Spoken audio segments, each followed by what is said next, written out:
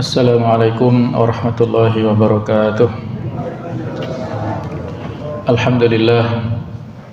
Alhamdulillahilladzi hadana li hadza wa ma kunna linahtadiya laula an hadanallah. Asyhadu an la ilaha illallah wahdahu la syarika lah wa asyhadu anna Muhammadan abduhu wa rasuluh la nabiyya ba'dah. Allahumma shalli wa sallim ala habibina wa qudwatina wa maulana Muhammad wa ala alihi wa ashabihi wa man sara ala nahjihi wa da'a bi da'watihi ila yaumil qiyamah. Allahumma inna nas'aluka ilman nafi'a wa na'udzubika min 'ilmin la yanfa'. Rabbi shrah li sadri wa yassir li amri wahlul 'uqdatam min lisani yafqahu qawli, amma ba'd. Para jamaah hadirin hadirat rahimakumullah, marilah kita lanjutkan pembahasan dari kitab At-Tafsir Al-Munir karangan Profesor Dr. Wahab As-Suhaili. Kita akan meneruskan tafsir surah An-Nisa ayat 7-10 yang berjudul hak-hak ahli waris terhadap harta pusaka dan hak-hak orang-orang yang membutuhkan, anak-anak yatim dan kerabat non ahli waris yang tidak termasuk di antara ahli waris. Ayat-ayat ini sudah kita baca teksnya dan juga sababun nuzulnya, khususnya ayat yang ketujuh ini yang sudah kita kupas ya, tentang latar belakang turunnya, yaitu ada kasus seorang suami atau kepala rumah tangga yang meninggal dunia, meninggalkan istri dan dua anak perempuan serta satu anak laki-laki yang masih kecil, sementara dia memiliki saudara yang mengambil alih harta warisannya karena dianggap anak-anak ini masih kecil dan memang tradisinya pada zaman jahiliyah seperti itu. Ketika ibu atau si istri ini mengadu, bertanya kepada Rasulullah SAW, beliau belum bisa memberikan jawaban. Baru ketika turun ayat ini sebagai penegasan ya, bahwasanya walaupun anak-anak kondisinya masih kecil, tetapi mereka tetap punya hak waris dari orang tuanya. Kemudian ayat yang ke-8 itu juga sudah sebagian kita bahas maknanya, tentang anjuran untuk membagi harta warisan ataupun peninggalan yang saat itu ada para kerabat maupun anak-anak yatim dan orang-orang miskin yang turut hadir ya, walaupun mereka tidak termasuk ahli waris tapi diberikan ya, kalau memang masih memenuhi ataupun masih ada sisanya ya. Kemudian ayat yang ke-9 ini juga sudah kita bahas maknanya, supaya kita tidak meninggalkan keturunan dalam keadaan lemah. Dan yang ke-10 larangan memakan harta anak yatim. Nah, jemaah sekalian rahimakumullah, nah, kita lanjutkan pada penjelasan ataupun tafsir di ayat yang ke-8 yang menganjurkan wa idza hadarul qismata ulul qurba wal yatama wal masakin, ketika para kerabat anak-anak yatim dan orang-orang miskin yang tidak mempunyai hak waris menghadiri pembagian harta warisan atau wasiat, farzuquhu minhu, maka berilah mereka rezeki dari harta itu. Kemudian katakan kepada mereka dengan perkataan yang baik. Maksud dari ayat ini adalah dorongan dan perintah kepada para wali untuk menjaga harta anak yatim yang mereka asuh dan berkata kepadanya dengan perkataan yang baik. Dorongan ini dengan cara mengingatkan para wali tentang keadaan mereka dan anak-anak mereka setelah mereka ditinggal mati, sehingga mereka membayangkannya dan merenunginya. Nasihat dan perintah seperti ini dengan cara mengingatkan kepada orang yang dinasihati, seandainya mereka yang mengalaminya sendiri, sangat efektif untuk mendorong seseorang untuk memahami, merenungi, dan menerima nasihat yang diberikan kepadanya. Ini saya kasih warna yang berbeda supaya ada penekanan ya, bahwa setiap manusia mendapatkan balasan sesuai dengan perbuatannya. Setiap manusia dituntut untuk memperlakukan seseorang dengan bentuk perlakuan yang dirinya ingin diperlakukan juga seperti itu ya. Pasti kita ingin mendapat respon yang baik dari orang lain. Di antara tahapan ukhuwah itu adalah an yuhibba li akhihi kama yuhibbu li nafsihi. Kita cinta kepada saudara muslim yang lain sebagaimana kita cinta pada diri kita sendiri. Yang dengan itulah kita akan mendapatkan perlakuan yang seimbang dari orang lain. Karena perilaku kita kepada orang lain itu akan terbalas oleh yang seperti itu pada saat yang lain. Ada bunyi hadis yang disebutkan al-birru la yabla, kebaikan tidak pernah usang, tidak pernah terlewat atau tidak pernah binasa. Wal itsmu la yunsa, dosa juga tidak pernah terlupakan. Wat tayyanu la yanam, zat yang maha mengadili yaitu Allah Ta'ala tidak pernah tidur. Fakun kama syi'ta, silakan engkau berbuat sesukamu. Kama tadinu tudanu, sebagaimana engkau memperlakukan orang lain, maka engkau saat yang lain akan diperlakukan seperti itu. Nah, jadi potongan hadis yang paling akhir ini dalam bahasa Arab dijadikan sebagai masal ataupun peribahasa ya, sebagai rumus kehidupan. Kama tadinu tudanu, sebagaimana engkau memperlakukan orang lain, maka orang lain akan memperlakukan seperti itu kepadamu. Apakah orang yang bersangkutan ataukah orang yang lainnya, sesama makhluk Allah. Kalau orang yang bersangkutan tidak bisa membalas apa yang dulu kita lakukan, maka akan dibalas oleh orang lain. Balasan sesuai dengan amal yang kita lakukan. Al jaza'u min jinsil amal, balasan itu sesuai dengan jenis perbuatan. Kalau dulu kita pernah memperlakukan baik kepada orang lain, maka orang itu ataukah yang lainnya akan membalas kebaikan kepada kita. Tapi kalau sebaliknya, kita pernah memperlakukan seseorang dengan perlakuan yang buruk, maka kita akan mendapat balasan mungkin dari orang itu atau mungkin dari orang yang lain akan memperlakukan buruk kepada kita. Dulu pernah ada cerita ya, seorang yang ceritanya di dalam teks itu 50 tahun yang lalu, beliau bersama dengan ayahnya dalam satu rombongan pulang dari pergi ibadah haji, kemudian istirahat di satu tempat. Nah, bersama rombongan bapaknya ingin turun dari unta dan ya ingin buang hajat atau keperluan lah. Kemudian rombongan disuruh untuk berangkat. Nah, anaknya sudah berangkat, ternyata pada saat ayahnya selesai dari keperluannya, rombongan sudah pergi sehingga ayahnya sendirian. Maka baliklah si anak ini dan membopong ayahnya yang saat itu sudah ketinggalan untanya ya. Nah, saat dipopong itulah ayahnya ini menangis, melelehkan air mata. Maka anaknya mengira karena kasihan ayahnya kepada anaknya yang telah membopong ayahnya ini ya, mungkin merasa berat. Maka dikatakan oleh si anak, wahai ayah, saya melakukan ini dengan senang hati, tidak merasa berat sama sekali ya.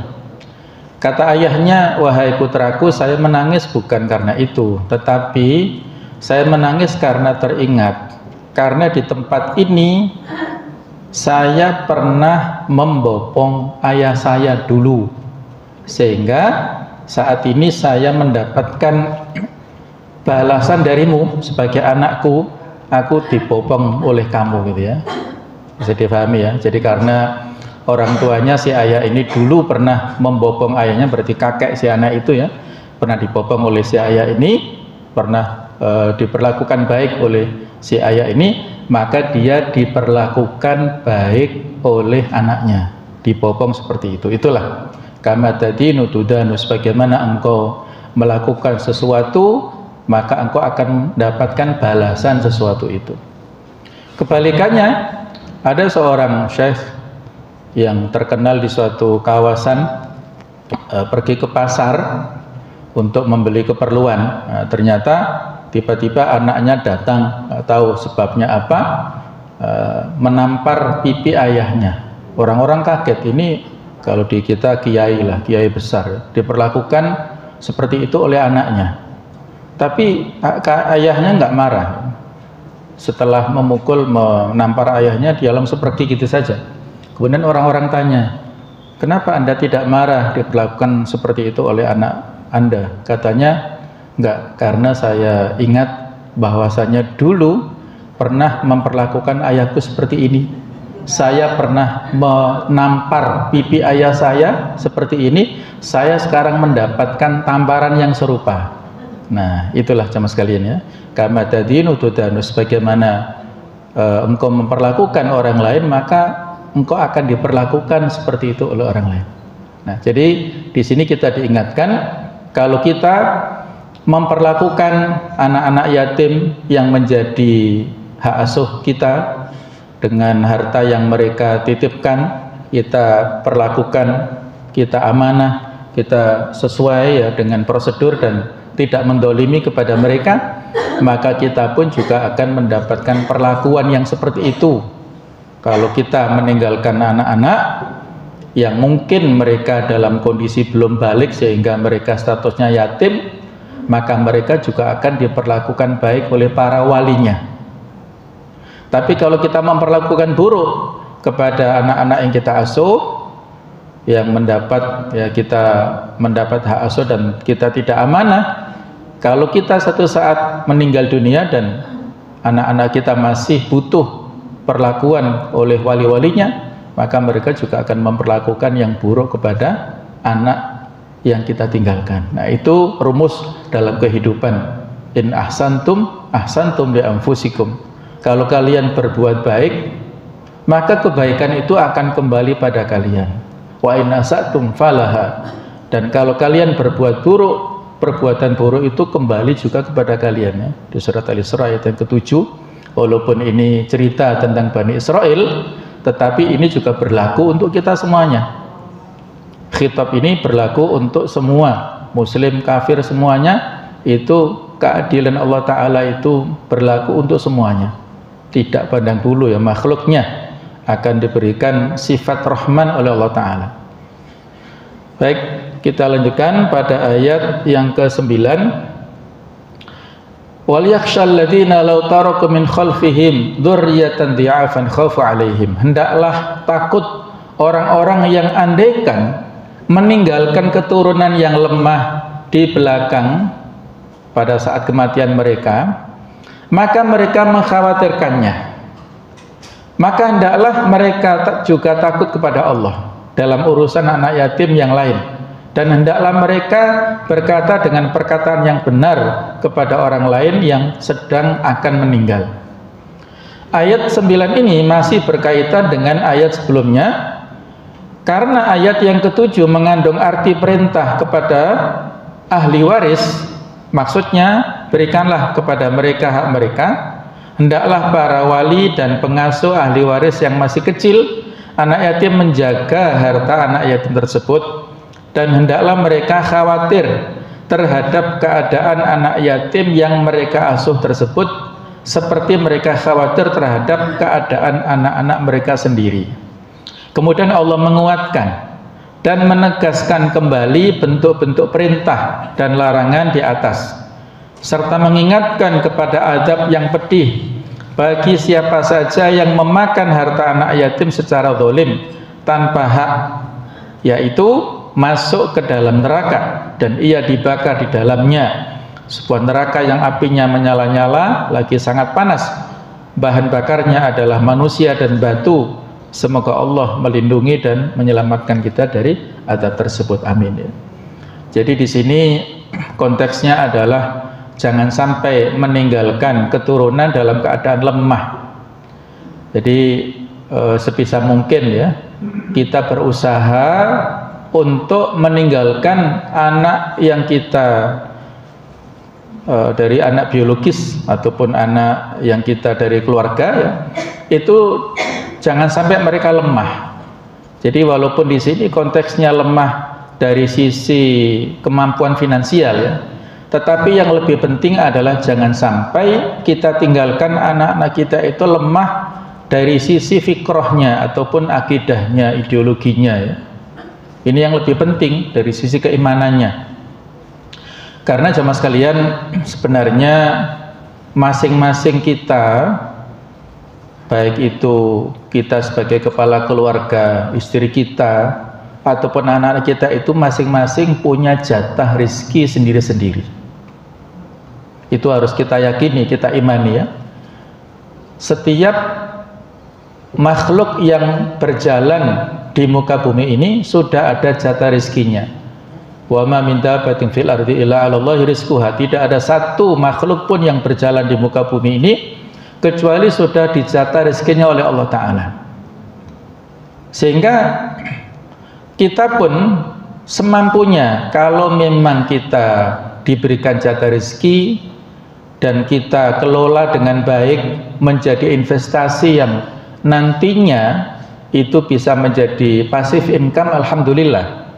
Kalau memang itu kita diberikan jalan rezeki di situ, sehingga anak-anak kita bisa mengelola dengan baik dan bisa memanfaatkannya, tidak merintis dari nol. Itu kalau memungkinkan.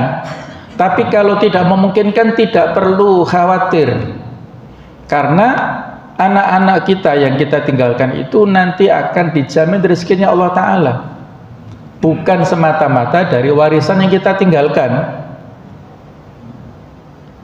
Kalau kasus ya dulu ya pernah ketika Umar bin Abdul Aziz meninggal dunia, meninggalkan harta yang sangat sedikit untuk anak-anaknya, tetapi karena anak-anaknya ini memiliki akidah akhlak yang baik, ibadah yang baik, Allah menjamin rezeki mereka dan sukses di kemudian hari. Kebalikannya ada kasus khalifah lainnya, apakah Abdul Malik atau yang lainnya ya, yang meninggalkan harta kepada anak-anaknya dengan harta yang sangat banyak, tetapi tidak diimbangi dengan didikan dalam bab akidah, ibadah atau akhlaknya dengan baik, maka warisan yang ditinggalkan ayahnya sekian banyak tidak berumur panjang. Akhirnya mereka menjadi orang-orang yang bangkrut, yang miskin, dan mereka justru minta tolong kepada putra-putranya Umar bin Abdul Aziz yang saat ditinggal wafat oleh ayahnya hanya mendapat warisan yang sangat sedikit. Nah, itu sebagai contoh bahwasanya ya rizki itu sudah dijamin Allah Ta'ala, masing-masing sudah ada alamatnya. Jadi di sini ya, di samping kita secara kemampuan fisik finansial kita tidak boleh meninggalkan anak-anak dalam keadaan dzurriyyatan dhi'afa, yaitu anak-anak yang lemah, tetapi yang lebih utama adalah jangan sampai mereka lemah dalam bab moralnya, mentalnya, kemandiriannya, ataupun yang lebih prinsip adalah dalam bab akidah dan keimanannya. Selama mereka punya mental yang kuat, insya Allah mereka bisa survive di waktu dan di tempat manapun. Selama kemampuan dan mentalnya itu memiliki mental yang baik, dia tidak akan menyerah, dia akan berusaha, pasti dia akan bisa survive dan bisa mengambil hikmah secara tepat. ada satu kisah motivasi ya yang bisa kita ambil hikmah. Ada seorang pembalap muslim, dia pembalap motor yang sudah banyak menjuarai event internasional.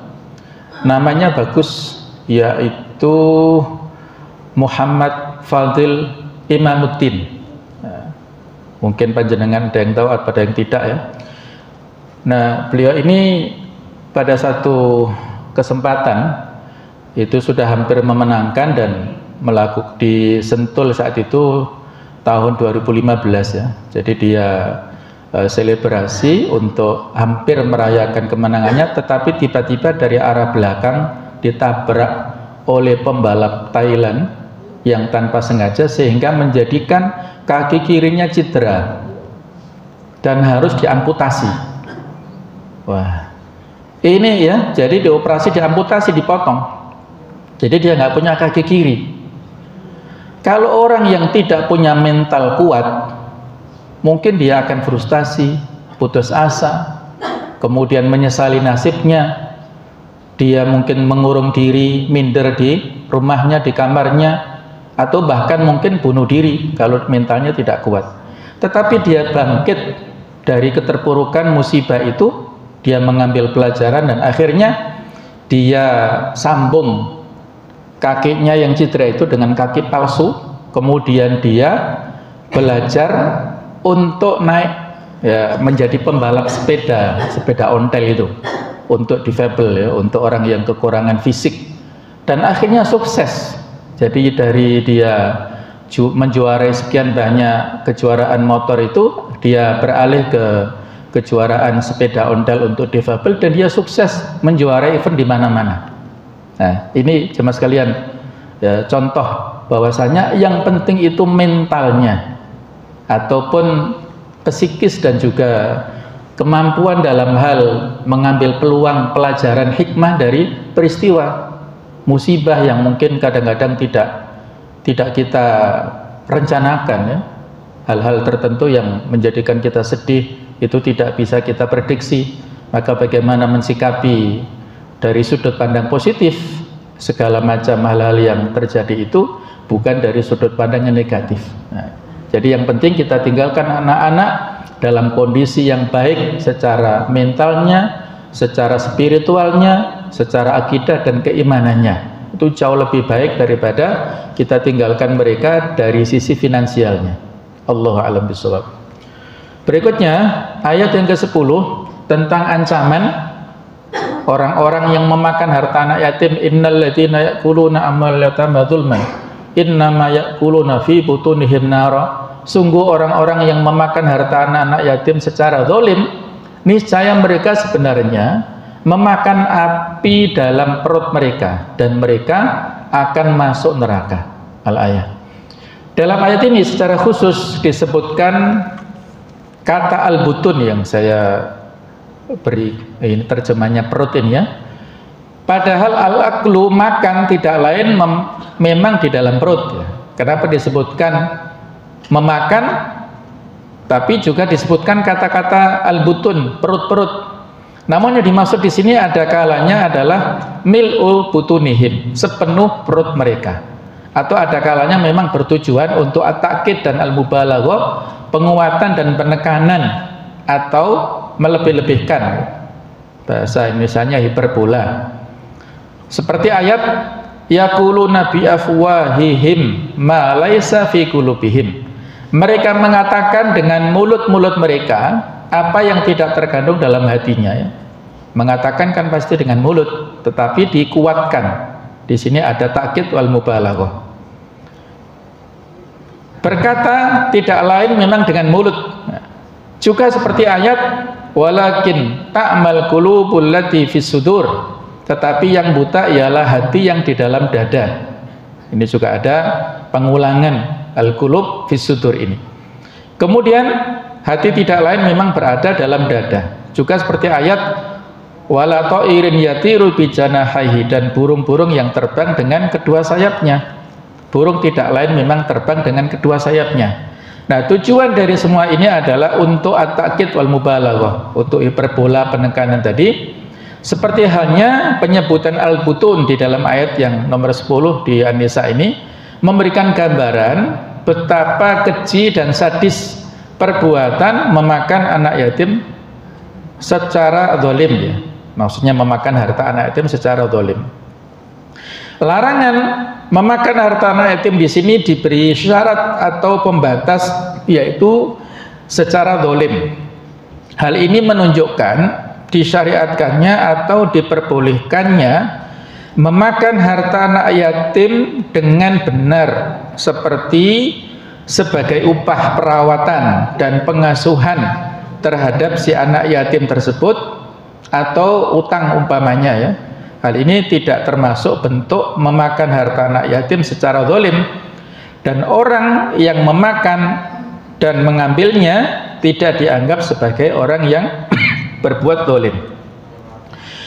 Kemudian yang dimaksud al-aklu, memakan di sini tidak hanya makan saja, akan tetapi segala bentuk pemanfaatan, penggunaan dan pengkonsumsian. Akan tetapi semua ini diungkapkan dengan kata al-aklu karena al-aklu atau memakan adalah bentuk penggunaan yang paling umum dan paling banyak. Jadi bukan hanya dimakan, dikonsumsi mulutnya, tetapi dikonsumsi oleh tangannya, oleh anggota tubuh yang lain, itu sama saja, itu dilarang, ya, apabila melakukan semua itu dengan zalim. Kalau seperlunya dipersilahkan. Nah, jemaah sekalian, kata an-nar di dalam ayat innama ya'kuluna fi butunihim naro, menurut mayoritas ulama tafsir adalah bentuk ungkapan majaz mursal dengan alaqah musabbabiyah, menyebutkan musabab atau akibat, namun yang dimaksud adalah sebab. Karena api yang merupakan musabab atau akibat merupakan sesuatu yang tidak dimakan, akan tetapi yang dimakan adalah sebabnya, yaitu harta anak yatim, ya.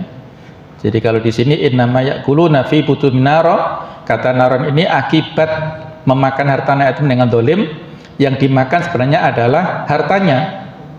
Jadi yang disebutkan adalah akibatnya. Ini disebut majaz mursal. Menurut zahir ayat, hukum yang terkandung bersifat umum bagi setiap orang yang memakan harta anak yatim secara zalim, baik itu dia orang mukmin maupun orang kafir.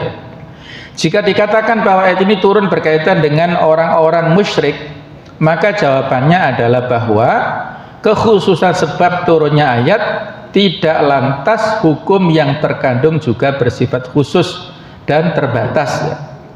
Al-ibratu bi umumil lafzi la bi khususis sabab. Ini kaidah dalam usul fikih, ya. Yang dianggap dan yang diperhitungkan, yang menjadi standar hukum adalah keumuman lafadz atau pesan, bukan kekhususan sebabnya, ya. Walaupun ini ada ulama yang berbeda pandangan, yang berbalik dari sini, tetapi yang kuat, yang rojih, bahwasanya kaidahnya seperti ini. Yang bisa kita ambil pelajaran dari keumuman lafadznya, bukan dari kekhususan sebabnya. Karena Al-Quran ataupun hadis ini berlaku sepanjang masa, zaman, dan tempat manapun.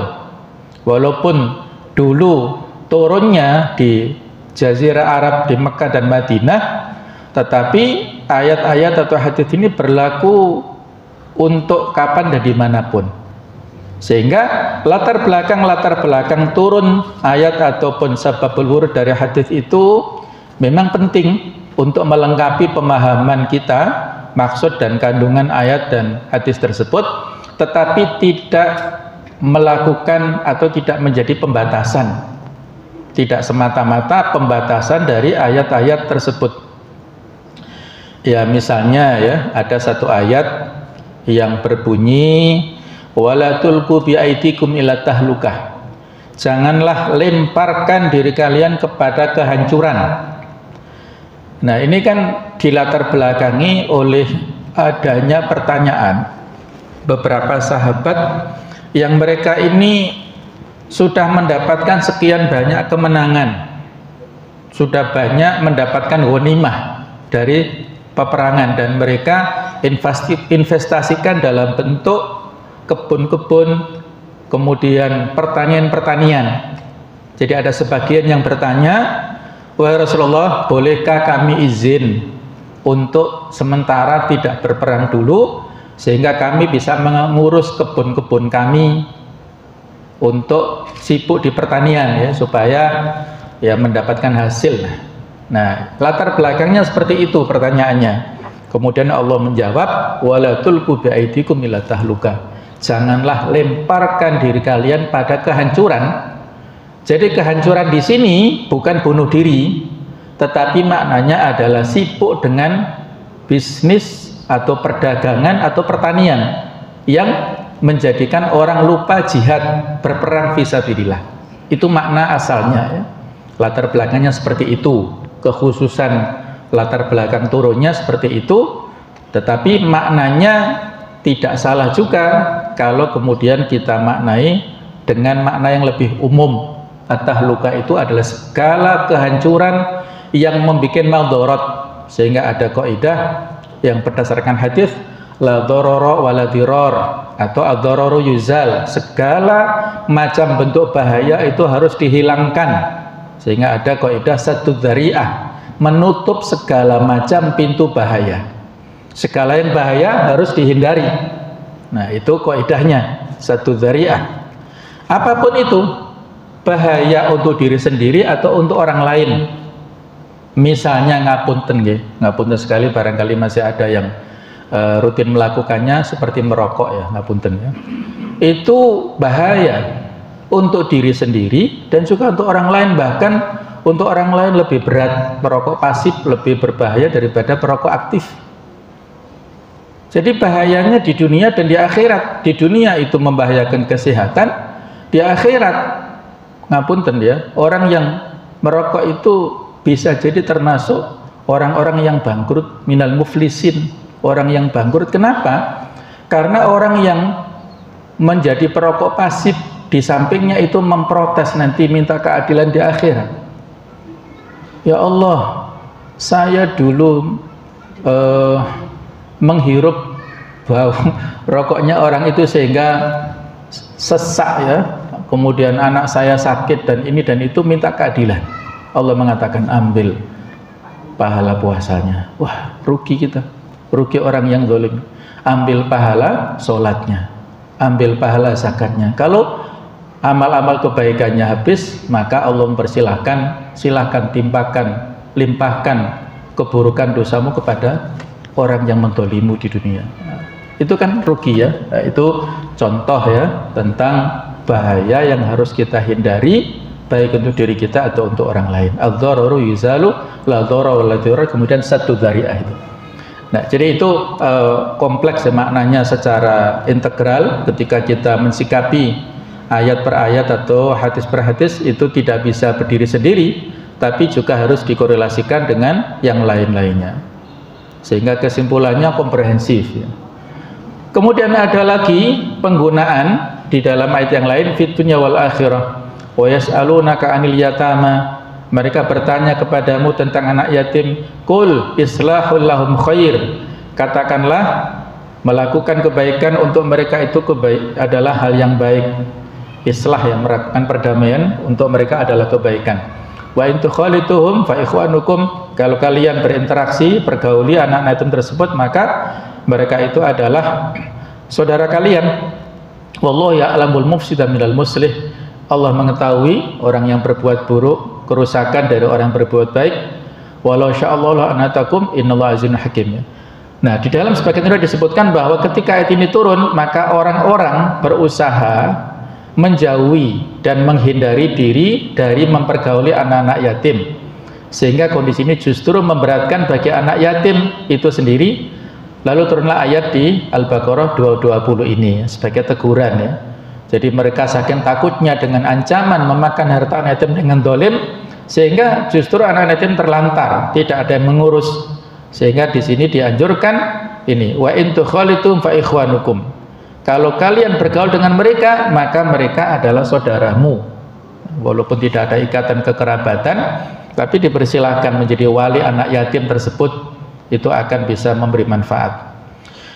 Berikutnya sama sekalian tentang fikul hayah awil ahkam, yaitu fikih kehidupan atau hukum-hukum. Pada ayat-ayat ini, pada ayat ke-7 diberikan kesimpulan oleh Syekh Wahbah Suhaili beberapa pernyataan ulama. Di antaranya yang pertama, mazhab Maliki mengatakan bahwa ayat ini mengandung 3 hal. Pertama, penjelasan tentang ilat atau sebab hak mendapatkan bagian warisan, yaitu al-qarabah, ikatan kekeluargaan atau hubungan darah. Kedua, penjelasan tentang keumuman ikatan keluarga atau ikatan darah, baik dekat maupun jauh. Dan yang ketiga, penjelasan global tentang bagian warisan yang pasti. Bagian warisan ini secara terperinci dijelaskan di dalam ayat warisan, nanti ayat 11-12 ya, lebih rinci lagi. Adapun ayat 7 ini hanya sebagai muqaddimah, pendahuluan dalam hukum waris, dan menghapus pandangan keliru pada masa jahiliyah seputar hak waris. Hal ini bertujuan agar penjelasan secara terperinci seputar hukum waris nantinya bisa mengenai sasaran dan membekas di dalam jiwa. Nomor 2, penetapan hak bagian waris bagi laki-laki dan perempuan untuk menghapus dan membatalkan kebiasaan kaum jahiliyah yang hanya memberi hak waris kepada laki-laki dewasa saja. Adapun perempuan dan anak-anak, maka mereka sama sekali tidak diberi hak mendapatkan bagian warisan. Ini yang penting ya. Jadi menolak tradisi jahiliyah yang berlaku sebelumnya.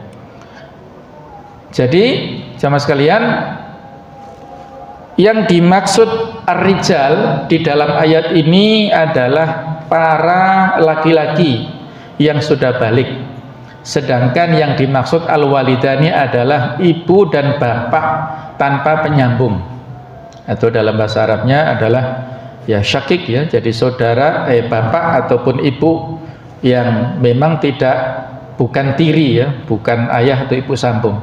Adapun yang dimaksud an-nisa adalah para wanita yang sudah balik. Nah, berdasarkan hal ini, maka maksud ayat ini adalah bagi para laki-laki yang sudah balik dan ada hak mendapatkan bagian dari harta pusaka peninggalan ayah, ibu dan kerabat mereka seperti para saudara laki-laki, para saudara perempuan, para paman dan bibi dari jalur ayah. Begitu juga halnya para wanita, mereka juga memiliki hak mendapatkan bagian dari harta pusaka tersebut. Jadi hak waris bersifat umum untuk laki-laki dan perempuan. Nah, pendapat ini berarti memahami ayat apa adanya sesuai dengan zahirnya, dan maksud ayat ini adalah menghapuskan tradisi jahiliyah yang hanya memberikan hak waris kepada laki-laki dewasa saja, tidak para perempuan dan anak-anak. Nah, kemudian kita lanjutkan sedikit ya. Penyebutan an-nisa atau para wanita secara khusus di dalam ayat ini mengandung bentuk perhatian yang besar terhadap mereka. Penegasan bahwa para wanita sesungguhnya memang benar-benar memiliki hak waris, serta pembatalan dan penghapusan secara tegas tradisi kaum jahiliyah yang hanya memberikan hak waris kepada kaum laki-laki dewasa saja dengan alasan merekalah orang-orang yang melakukan peperangan. Namun ada sebagian ulama yang memiliki pandangan bahwa yang dimaksud ar-rijal dan nisa adalah umum, tidak hanya terbatas pada laki-laki dan perempuan dewasa saja. Jadi berdasarkan pendapat ini, maka maksud ar-rijal di dalam ayat ini adalah laki-laki secara mutlak, baik laki-laki dewasa maupun laki-laki yang masih anak-anak. Sedangkan yang dimaksud an-nisa adalah perempuan secara umum, baik perempuan dewasa ataupun masih kecil. Jadi maksud ayat ini adalah penyamaan antara laki-laki dan perempuan, baik anak-anak maupun dewasa, bahwa mereka semua sama-sama memiliki hak mendapatkan bagian warisan dari harta pusaka peninggalan kedua orang tua dan kerabat. Dan saya lebih cenderung kepada pendapat yang kedua ini.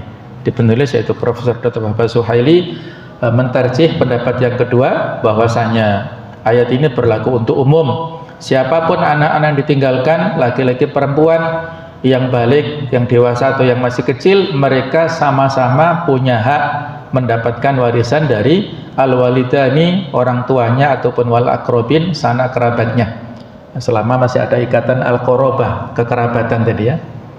Demikianlah kelanjutan dari tafsir ini, semoga ada manfaatnya dan mudah-mudahan bisa kita fahami, mudah-mudahan bisa menjadikan kita lebih dekat dengan Al-Quran, mencintai Al-Quran, dan mudah-mudahan kita semuanya dijadikan sebagai ahlul Quran. Amin ya rabbal alamin. Subhanakallahumma bihamdik, asyhadu an la ilaha illa anta astaghfiruka wa atubu ilaik. Wassalamualaikum warahmatullahi wabarakatuh.